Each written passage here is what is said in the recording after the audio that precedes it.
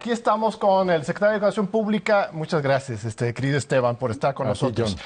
Yo le quiero preguntar si algún momento dado los alumnos, los niños, van a regresar a la escuela. Por supuesto que van a regresar a la escuela. La mayoría de las niñas, los niños, sobre todo las madres y los padres de familia, pues ya quieren que regresen a la escuela, ya necesitan regresar a la escuela. Están desesperados los niños, están sacando los pelos. Sí, bueno, lo que pasa es que la pandemia en todo el mundo, y obviamente en México, pues ha sido una cuestión que se ha prolongado mucho más de lo que se pensó en un principio, ¿no? Pero lo que también es cierto es que la salud es el valor principal. O sea, queremos regresar a clases, pero completos. Queremos regresar a clases y pues que no se nos hayan enfermado nuestras niñas, nuestros niños y también nuestras maestras y maestros, que hay muchos que tienen edades y tienen condiciones de riesgo. Por eso el sector educativo fue el primero en salir a quedarse De en hecho, casa. tú fuiste, perdón, te tuteo aquí en este programa, favor, que es somos un amigos. formato, usted eres el jefe aquí del canal, del Instituto Politécnico Nacional, secretario de Educación Pública, pero por la confianza. Fuiste la persona que nos indicó la necesidad de ir a la cuarentena.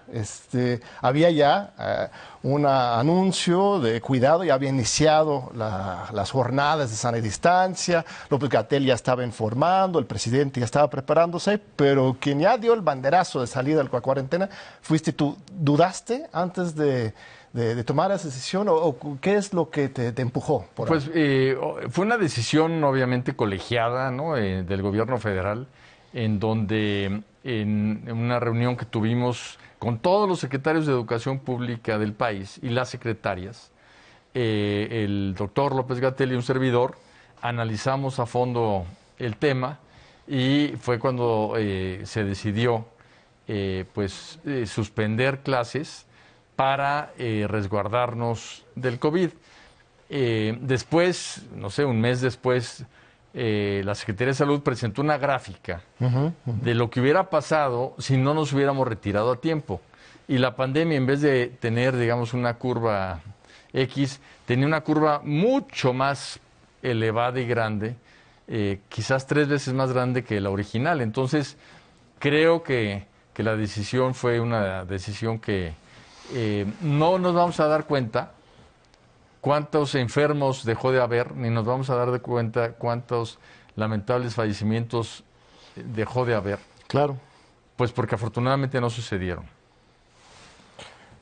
Sí, la cosa aquí es que ahora los niños son los que están más pagando el costo de la continuidad de la cuarentena. Bueno, en realidad lo de la gente ha regresado a trabajar, ¿no? Sobre todo en industrias estratégicas, otros la gente está desde su casa, el gobierno sigue trabajando desde su casa, pero los niños, me atrevería a decir, son los que más están sufriendo. ¿Y por caro? Sí, aquí hay una cosa bien interesante. Los países que han regresado a clases a destiempo han tenido un rebrote sumamente agresivo. Porque de un día para otro entra a la circulación, llamémosle así, una cantidad enorme de personas. Por ejemplo, en México, el día que digamos todos a clases, son 40 millones de personas. 40 millones de personas que de un día para otro entran. ¿Incluyendo a la padres de actividad. familia? No.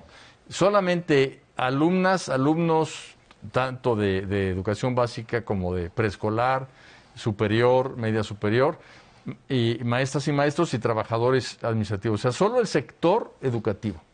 Entonces, hay que tener mucho cuidado, por una parte. Ahora, tenemos encuestas y tenemos estudios, y hay una cosa muy curiosa. En cuanto a las emociones, a lo socioemocional, los niños y las niñas, mientras más pequeños, están más contentos. Hoy. Hoy, en la pandemia. Mira. Si tú le preguntas a un niño, por lo general, ¿no? Hay de todo, pero la mayoría de las niñas y los niños, tú le preguntas de tercero, cuarto de primaria, ¿cómo te sientes? Y dicen muy contentos. ¿Qué? ¿Por qué? Pues porque están con su familia, Claro. ¿no? Y les están dando el tiempo, la atención que a lo mejor antes no les daban. Pero conforme crece la edad, están menos contentos y están más ansiosos y tienen pues mucho más problema, ¿no? Y obviamente en preparatoria y en media superior y superior, pues ya están muy desesperados, ¿no? Pero el tema que tenemos que ver con todo cuidado, y le damos mucho seguimiento a todo la evolución a nivel mundial de la pandemia, es precisamente que hay que salir en el momento en que es seguro hacerlo, y eso es cuando el semáforo esté en verde. Y eso no lo decide la SEP, John, Sabina, eso lo decide la Secretaría de Salud. Secretario, le quiero decir una cosa. Tenemos un problema en este programa de paridad. John y yo somos coconductores de este programa, pero no tiene remedio. John, ya ve usted que apenas ahorita me acaba de turnar la palabra. Aconsejen usted como secretario de Educación, ¿qué hacemos con este problema del machismo? Esto es flagrante. ¿Qué hago? ¿Qué hace una mujer como yo, respetuosa de los acuerdos, de los contratos, en una situación así? John sencillamente no me deja participar. ¿Qué hago? Pues yo creo que es muy importante que lo expreses, Sabina. Creo que ese es el primer paso. John es un hombre sensible, es un hombre que va a entender lo que estás diciendo, y estoy seguro que a partir de ahorita en el programa va a ser un esfuerzo adicional para que no se vea esa disparidad que te molesta. Y yo creo que pues es un ejercicio que debemos de ver, y cuando se está presencial, pues también es más complicado. Entonces tratar de suplir lo presencial con un poco más de tiempo a distancia. Sí, el micrófono Sí, está abierto, el micrófono está abierto. Es uno de los problemas que debe tener la educación ahorita a distancia. La cercanía que tienen los alumnos con los maestros, ¿cómo suplirla? Tú dijiste recientemente que esta es una gran oportunidad para los maestros precisamente y las maestras para acercarse a los niños. Eso me llamó mucho la atención. ¿En qué sentido? Si físicamente están lejos. Fíjate, Sabina, que hay algo muy importante. En primer lugar, si hay algo de lo que yo me siento profundamente orgulloso, es de nuestras maestras y maestros, porque lo que han hecho ahora en la pandemia ha sido una tarea extraordinaria. Con una creatividad, han convertido sus viviendas en salones de clase, en sets, para que cuando se vean a distancia, pues se vea una cuestión ahí muy bien puesta, arreglada, alegre, y es algo muy importante. Pero yo hablo continuamente con maestras y maestros. Tenemos grupos de enfoque, tenemos Zooms, tenemos webinars, y una de las cosas que me llama la atención es que es muy reiterado, Sabina, la afirmación de las maestras y los maestros de que se sienten más cerca de sus alumnos.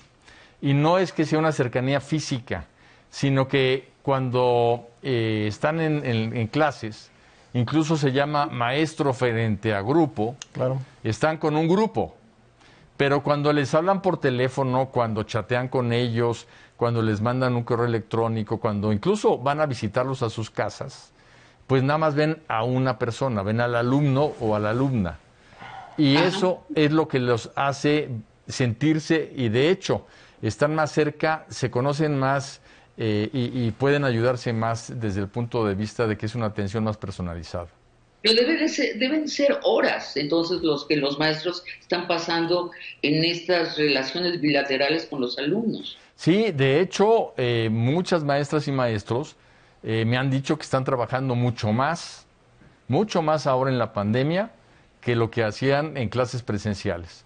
Lo que sí es cierto también, perdón que termine con esto, lo que sí es cierto también es que las maestras y los maestros son insustituibles, que todo lo demás es un apoyo, pero las maestras y los maestros en el proceso de aprendizaje son insustituibles.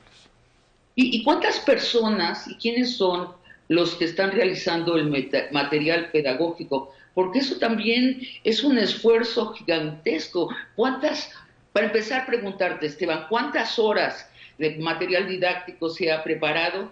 ¿Quiénes lo están haciendo? Pues fíjate, la Secretaría se tuvo que reconvertir porque la Secretaría pues es normativa. Nosotros operamos exclusivamente la educación de la Ciudad de México, pero toda la educación del resto del país la operan los estados de la República. Entonces es una educación, una Secretaría fundamentalmente normativa y de educación presencial. Y ahora somos una Secretaría que está operando a nivel nacional la educación a distancia. Entonces de pronto son un estudio de televisión. Sí, estamos haciendo durante este año una cantidad impresionante de programas. Tú que sabes de televisión, estamos haciendo 5,440 programas. Y todo se está produciendo aquí mismo. Todo está produciendo en el Canal 11. en el Canal 11. Una hazaña increíble. Cada vez que yo vengo aquí al estudio, estoy impresionado por la cantidad de movilización de los estudios. Tuvieron que rentar otros espacios. Con este equipo de la televisión pública se está haciendo todo el trabajo, se está transmitiendo corrígeme si me equivoco, pero entiendo que el papel de las televisoras privadas es transmitir y asegurar que llegue a todas las familias, pero todo el trabajo educativo, pedagógico y de televisión es de aquí mismo, de la CEP, el gobierno federal, ¿sí? Así es, se diseña, se produce en la Secretaría y en Canal 11 y en televisión educativa. Y esto se manda ya a todas las televisoras públicas y privadas para su transmisión. Ahora, Esteban, se dice, y tú me corregirás, que el 95% de los hogares mexicanos tienen televisión. Pero ¿qué se hace en un hogar donde hay una televisión y 5 niños o 3 niños? Bueno, diseñamos los horarios de tal manera que tú puedas ver los diferentes grados y los diferentes años en horarios que son, digamos, compatibles. Tenemos varios canales y varios horarios para cada grado. Entonces, en un ejercicio, si tú te pones a hacerlo, podrías ver 6 grados de primaria sin ningún problema con una sola televisión.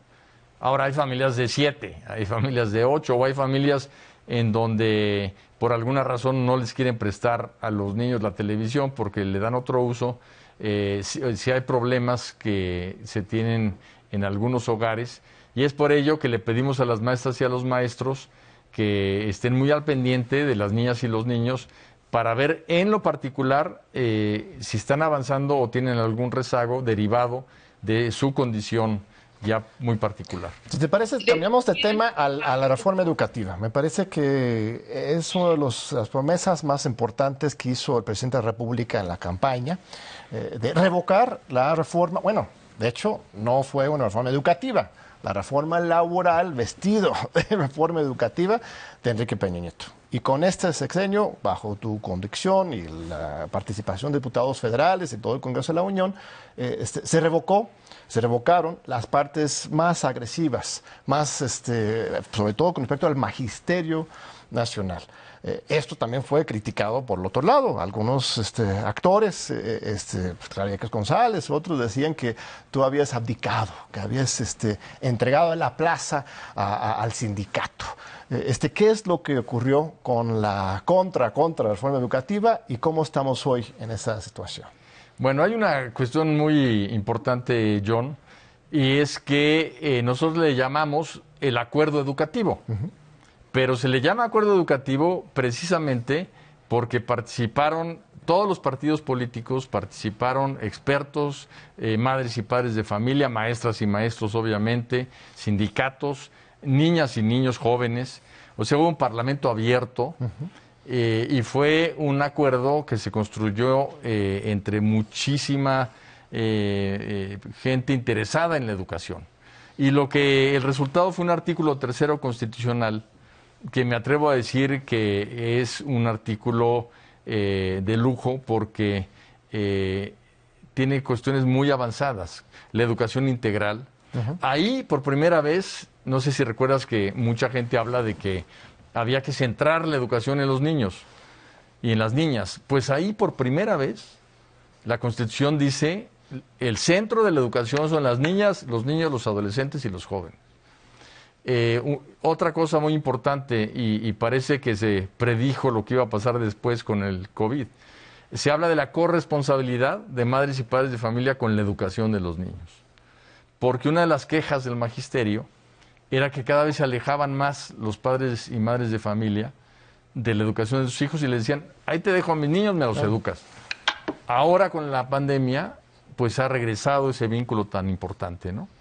Y en materia laboral, digamos, en materia de maestras y maestros, hay una carrera en donde pueden ascender a 8 diferentes niveles en función de su preparación, de su esfuerzo, etcétera. Pero una cosa que es muy interesante es que, digamos, en la última ronda de participación de normalistas y licenciados en educación para entrar al magisterio, 62,000 maestras y maestros, bueno, normalistas, entraron al magisterio.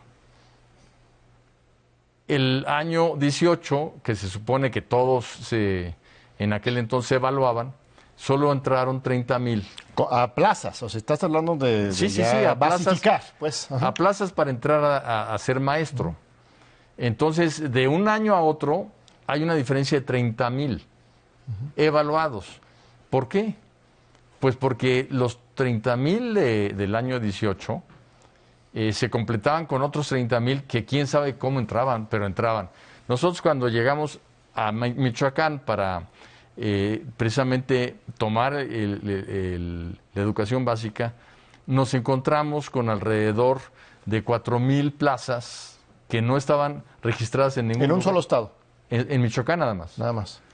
Y fue cuando lo calificamos del huachicol educativo. Huachicol educativo. Entonces, ahora tenemos que solamente puedes entrar si sigues todo el proceso que marca la ley.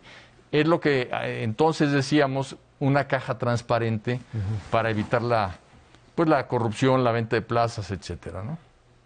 Esteban, platicando con mamás y papás de niños en edad escolar, me han dicho, ¿sabes qué? A mí no me importa si pierden el año escolar. Estamos salvando todos la vida en esta pandemia. Pero lo que agradecen mucho es que los niños puedan estar varias horas al día de forma didáctica ante la televisión. Pero ¿qué opinas tú sobre esa duda que tienen algunos papás y mamás de que realmente la educación de sus hijos vale lo que un año escolar presencial? ¿Cómo van tus registros? ¿Estás metodológicamente midiendo si los niños están aprendiendo? ¿Qué piensas? Bueno, la evidencia más dura que tenemos de que, por ejemplo, los jóvenes de secundaria no perdieron conocimiento es los exámenes que fueron presenciales para entrar a media superior, para entrar a preparatoria. Presentaron sus exámenes y comparamos sus exámenes con años anteriores y el nivel de respuestas y de aciertos era muy similar a los años anteriores. Entonces vimos que ahí no se perdió conocimiento, no obstante que estuvieron 3 meses en educación a distancia. Hoy precisamente estamos ya en evaluación de educación básica.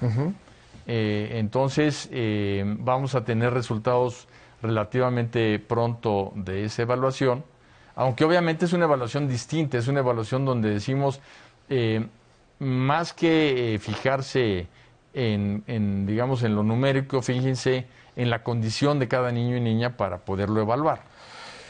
Ahora, una cosa que es muy importante es que se han dado muchísimos aprendizajes extracurriculares. O sea que no Eso es lo que te iba a preguntar. ¿Qué has aprendido tú como secretario de Educación? ¿Qué ha aprendido el sistema escolar? ¿Qué han aprendido los alumnos de esta emergencia y de esta educación a distancia? Digamos, lo primero que puedes hablar es de algo socioemocional. Se ha aprendido a ser flexible, se ha aprendido a tener un poco más de capacidad de adaptación, porque pues de repente te quitaron la escuela, te quitaron al maestro, tienes que estudiar a distancia, tienes aquí a tu mamá y a tu papá, no estás acostumbrado a estudiar y trabajar tanto en casa, entonces ahí hay un aprendizaje muy importante. Otro aprendizaje muy claro, y este es muy medible, es todo la incorporación de México, me atrevo a decir, al mundo digital.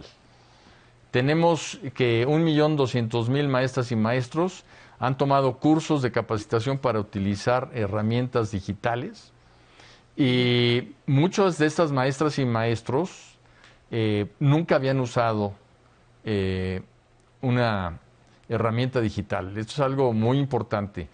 Se quitó el miedo hacia la cultura digital. Pero en alumnas y alumnos, para finalizar, tenemos a 20 millones de niñas y niños con cuentas que conseguimos gratis para ellos, que antes no tenían. Entonces, el salto adelante en materia digital es realmente sorprendente. Algunas cifras todavía preocupantes. Lo que estaba leyendo, me corregirás, solamente 40% de las escuelas primarias del país tienen acceso a Internet. Y, por otro lado, los exámenes de matemáticas, de desempeño de matemáticas para niños y niñas de sexto, seguimos con 50, 60% antes de la pandemia, que sacan calificaciones insuficientes, que no están en el nivel que tendrían que estar de acuerdo con los estándares de la OCDE. ¿Qué vamos a hacer más allá de la pandemia o no? O sea, ¿cuál es el proyecto este sexenio para resolver estos rezagos? Sí, bueno, eso no tiene que ver directamente con la pandemia. Claro. ¿No? Tiene que ver con lo que se enseña en las escuelas y el aprendizaje. Pero lo que comentamos de estos aprendizajes extracurriculares, si tú aprendiste a estudiar solo, a ser más autodidacta. Claro, podría ser una fortaleza. Obviamente vas a tener una fortaleza. Si aprendiste lo digital, va a ser otra fortaleza, ¿no? Y hay un tema también de autoestima. Muchos niños y niñas que no se sentían capaces de manejar lo digital, ya lo manejan, ¿no? En cuanto a los temas de aprendizaje de estos temas, nosotros tenemos el enfoque de la educación integral, en donde estamos viendo que un niño, para estudiar bien matemáticas, además de estudiar matemáticas, le ayuda a saber un poco de música, ¿no? Entonces, mira, claro, es el mismo lado del cerebro, dicen, ¿no? La matemática y la música, ¿sí? Esteban, algún día va a acabar esta pandemia, esperemos. Por cierto, te felicito de usar cubrebocas aún en el foro. Tienes toda la razón, todos tenemos que cuidarnos y cuidar a los otros en todo momento. Pero regresando al tema de la educación a distancia, una vez que acabe la pandemia, de lo aprendido, ¿cuánto se va a trasladar al programa normal educativo? ¿Qué se va a aprovechar de lo aprendido? Bueno, hay varias cosas. Una es el presidente de la República, Andrés Manuel López Obrador, tiene un programa para dar internet a todos. Y él ha dicho que en alrededor de 2 años tendremos todas las escuelas conectadas. Entonces aquí va a haber 2 cosas importantes. Cuando las escuelas ya estén conectadas, que para mí va a ser uno de los instrumentos para emparejar el piso en materia educativa, ya va a haber capacidades y habilidades nuevas en las niñas, los niños y los jóvenes, precisamente derivado de lo que están haciendo ahora. Pero 2, también va a haber capacidades y habilidades en la Secretaría de Educación Pública para generar contenidos digitales y contenidos a distancia. Entonces creo que eso va a ser algo muy importante. Por otra parte, Sabina, yo creo que es muy, muy urgente que después de la pandemia repensemos la educación. Sí. Que nos demos cuenta que el cambio ha sido tan fuerte que no podemos seguir haciendo más de lo mismo, sino que tenemos realmente que repensar la educación, y eso es algo que desde ahorita ya estamos planeando en la Secretaría para poder encauzar esta reflexión. ¿Cómo qué cosas cambiarán? Aunque no te comprometas con ellas, pero ¿qué cosas ves que se pueden aprovechar de lo aprendido? Así Bueno, concreta. en primer lugar, Sabina, tenemos la educación mixta. O sea, podemos empezar a ensayar que la currícula sea una mezcla Claro. de enseñanza, aprendizaje. O sea, que vayas a la escuela un día y otro día, pues desde tu casa investigues. ¿Y eso no puede empezar ya desde ahorita? Pues ahorita nada más tenemos a distancia, ¿no? Pero intercalados, que los alumnos vayan a la escuela una vez a la semana, Bueno, que se ya dividen empezó, por grupos o alguna cosa así. eso ya empezó cuando hay semáforo amarillo. Digamos, grupos muy pequeños de niñas y niños pueden ir a recibir asesoría a las escuelas. Eso ya lo implementamos. Pero esa es una de las cosas que seguro va a cambiar. Otra cosa que va a cambiar es la educación personalizada. Las mesas los maestros están descubriendo la fuerza de relacionarse con la persona y no nada más con el grupo. Y no lo van a soltar. Entonces, y la educación personalizada es bien importante porque cada ser humano aprende diferente. Entonces, va a resolver muchos problemas de niños que no se sienten cómodos en la escuela porque les están pidiendo hacer cosas para las que no son tan, digamos, hábiles. Y en otras cosas que se podrían desarrollar, nadie se da cuenta que tienen ese otro Muy tema, bien, Esteban. Pues ahorita vamos a ir a un breve corte, una nota informativa. Regresamos también con unas preguntas de niños que te han mandado. Precioso, qué bueno. Queremos que nos contestes. Así que no se vayan, ahorita regresamos con Johnny Sabina, con el secretario Esteban Moctezuma.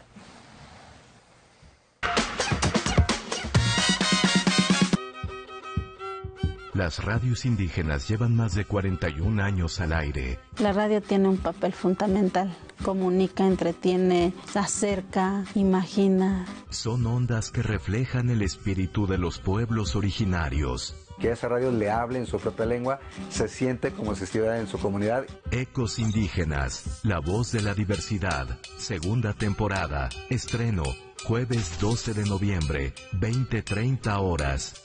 La emergencia sanitaria interrumpió temporalmente nuestros encuentros en las calles de la Ciudad de México y nuestras reuniones en el estudio de Canal 11. Ese distanciamiento físico, estoy segura, no ha mellado los lazos de amistad que nos unen. Esto me alegra, pero más me alegrará, ¿sabe qué? Considerar que nos va a acompañar en una nueva etapa de nuestros programas. Aquí nos tocó vivir y conversando. Mismos días, mismos horarios y por el 11, naturalmente.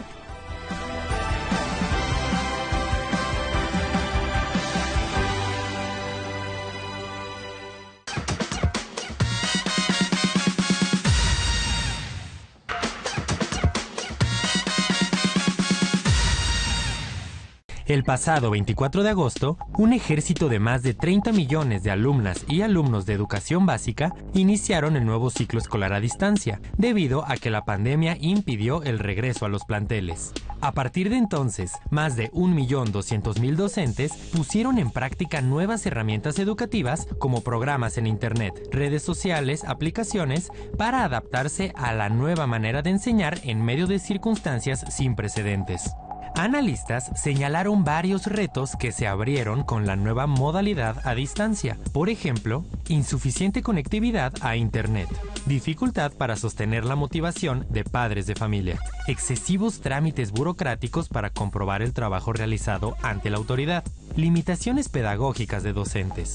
Por su parte, la SEP informó los esfuerzos de las autoridades para mantener las clases no presenciales, como por ejemplo, la distribución de 700,000 cuadernillos y materiales impresos a través de CONAFE para las zonas de más alta marginación, la creación de más de 19.5 millones de cuentas de correo electrónico para alumnas y alumnos, la capacitación gratuita en herramientas digitales para el magisterio, el acuerdo histórico con televisoras para transmitir programas educativos.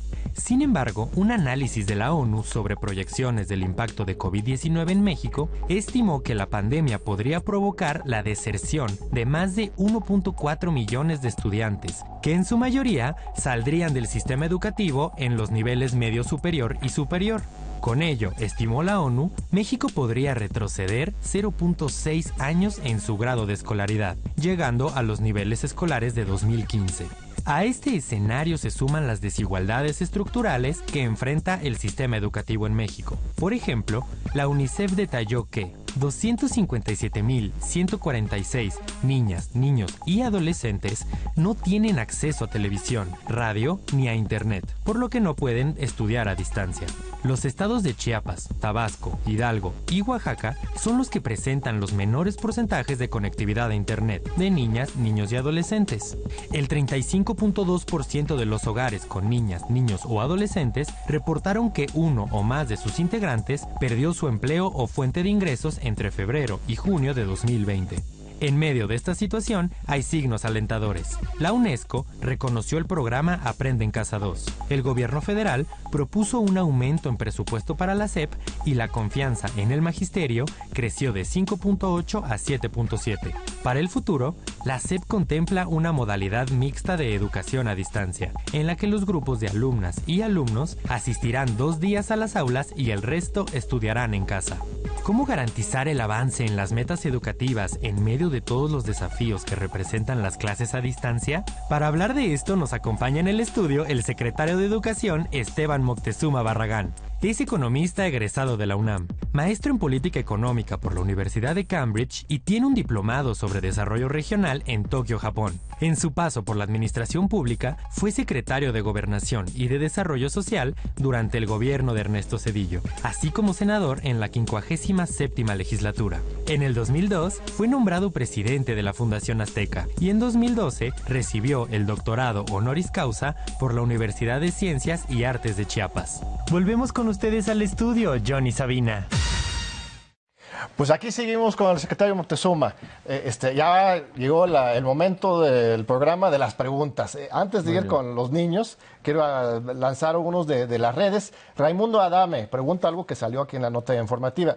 ¿Cuál es el porcentaje de alumnos de educación básica que no toman clases por falta de los materiales tecnológicos, televisión, teléfono, internet, o porque incluso carecen de electricidad? ¿Tenemos la cifra de cuántos están ya quedando fuera del sistema?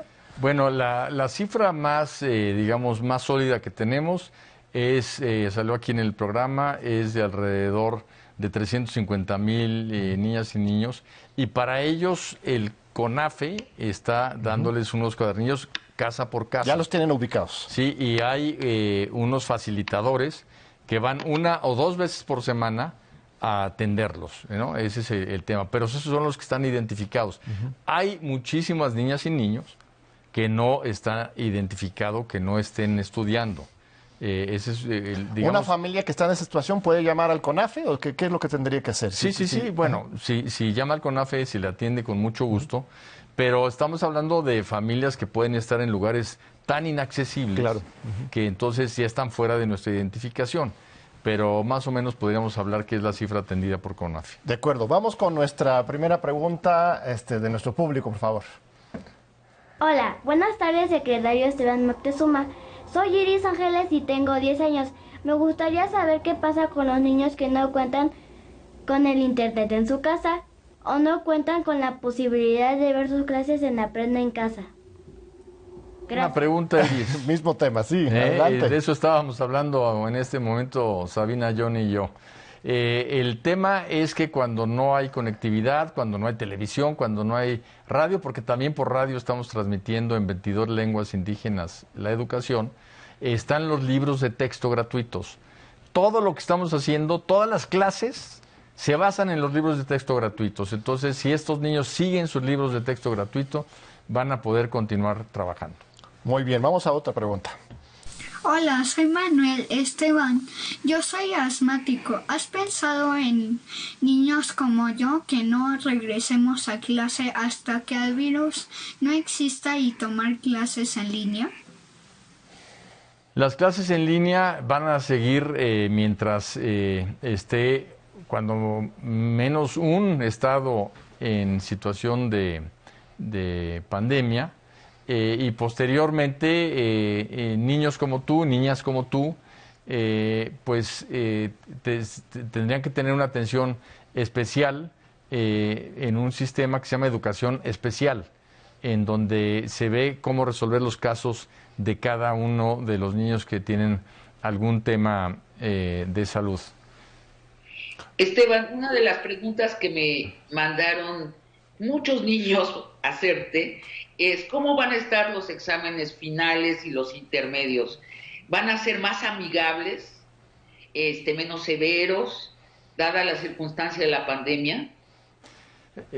Sabina, qué bueno que preguntas eso, porque precisamente los lineamientos para la evaluación del primer trimestre del ciclo escolar que estamos viviendo, que es el 2020-2021, salieron precisamente el lunes.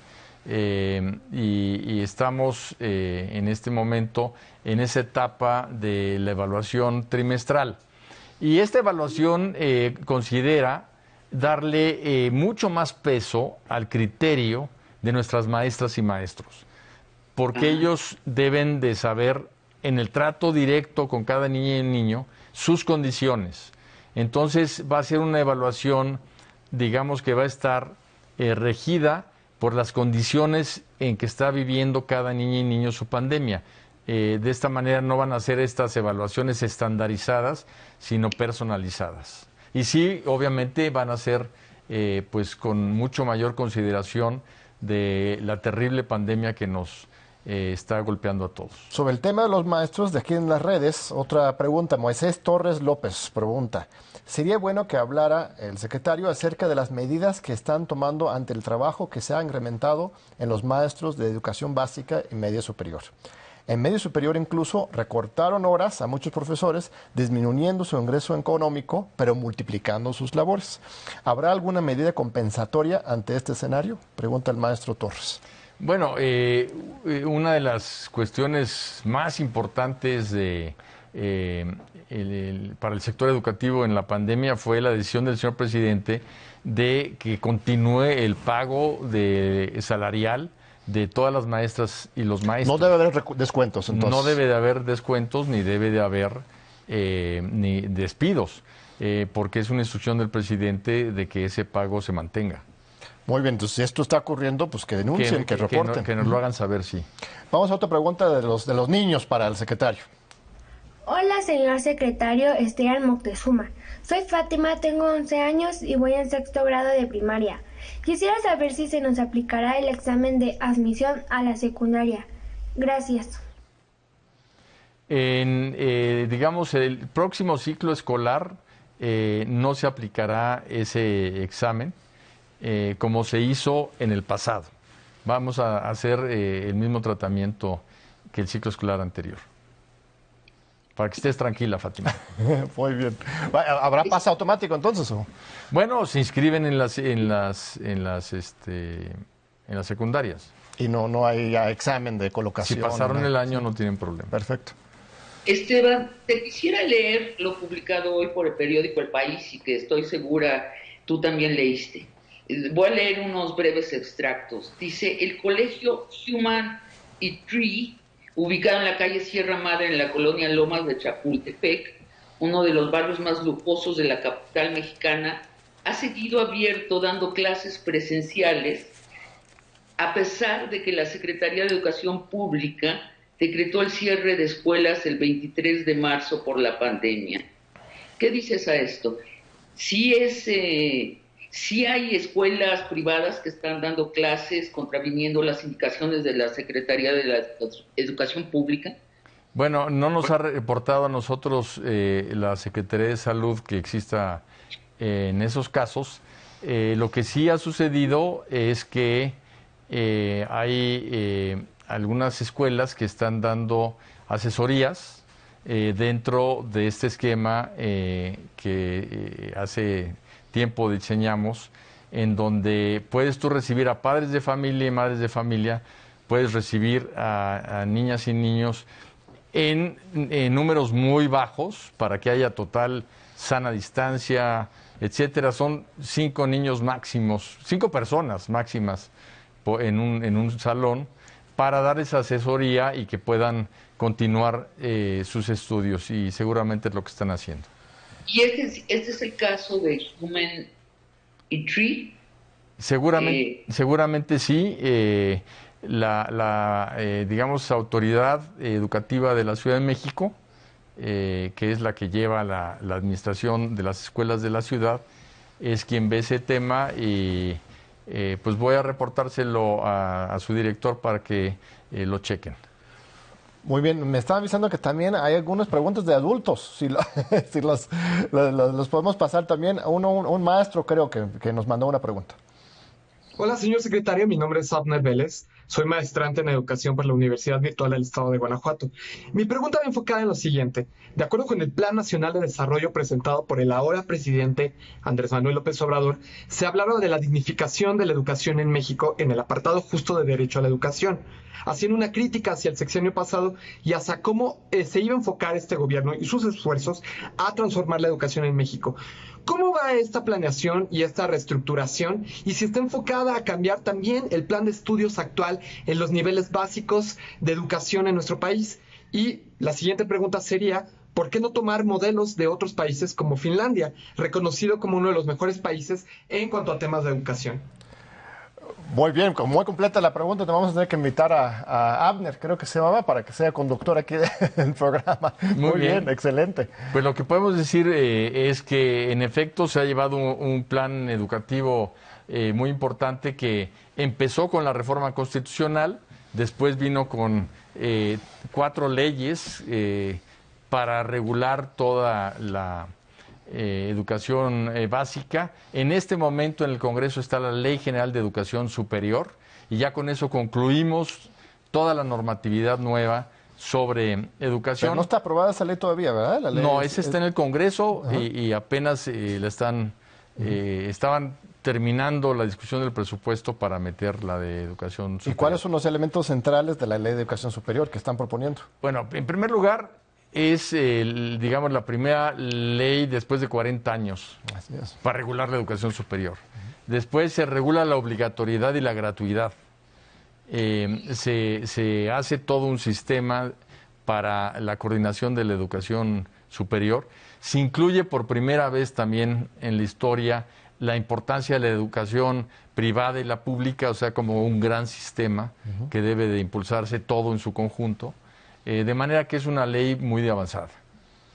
Y para terminar con la pregunta, creo que es muy importante saber que todo lo que estamos haciendo en la nueva escuela mexicana, como le llamamos, tiene incorporados muchos temas, como es el estudio de la educación integral, en donde está el deporte, la música, las artes, obviamente las matemáticas, las ciencias, la lectoescritura.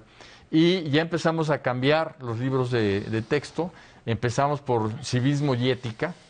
Queremos formar personas con valores, formar personas con autoestima, que sepan cuáles son sus derechos, pero también cuáles son sus obligaciones. Entonces, eso ya se distribuyó en todas las escuelas. Y también estamos por iniciar todo lo que es la educación de la vida saludable. La única forma realmente de luchar contra las enfermedades y de luchar en contra de este virus que nos tiene a todos tan ocupados y preocupados es tener un sistema inmune fuerte. Entonces vamos a hablar de nutrición, de ejercicio, de higiene, de limpieza, de deporte, en una materia que se llama vida saludable. ¿De qué tamaño ha sido el esfuerzo de la Secretaría de Educación en estos meses? ¿Nos puedes dar alguna viñeta que nos revele de qué tamaño ha sido el esfuerzo? Algo muy gráfico, yo no tenía canas hace 2 años. Pero el esfuerzo ha sido formidable. Sabina, John, realmente el señor presidente está muy preocupado y ocupado porque Aprende en Casa 2 funcione. Tenemos el apoyo de todo el gobierno federal, de la Secretaría de Salud, obviamente, de todo el sistema de medios públicos, pero lo más importante es las maestras y los maestros. Yo creo que no me cansaré de decir que la gran revelación para la sociedad, que llevaba muchos años oyendo que sus maestras y sus maestros pues no daban el ancho, ¿no? Pues los trataron muy mal durante años, han sido la base de que el sistema educativo mexicano tenga rumbo durante la pandemia y que el aprendizaje no se detenga. Y una cifra muy bonita que apareció en lo que acaban de exponer es que en una encuesta que se hace año tras año con alrededor de 10 profesiones, el maestro en el 2018 estaba en el último lugar y hoy ya está en el primer lugar, o sea que la sociedad les reconoce a las maestras y a las maestras su esfuerzo y obviamente aplausos a las madres de familia. A los padres también, pero sobre todo a las madres de familia que han hecho un esfuerzo extraordinario. Y hablando del tema de los maestros, uno de los grandes temas es el sindicato, ¿no? Son décadas de conflictividad, de negociación, de movilización. Tenemos el CENTE, que es el sindicato pues, más grande de toda América Latina. Tenemos la CENTE, el movimiento del magisterio democrático que se ha planteado a democratizar el sindicato. Tenemos una reforma laboral muy importante que ahora sí garantiza el voto libre y secreto para los dirigentes sindicales. Algo que históricamente en el CENTE la verdad no era lo común. Hay una esperanza que ahí mismo en este sindicato de maestros vaya a haber un avance democratizador también.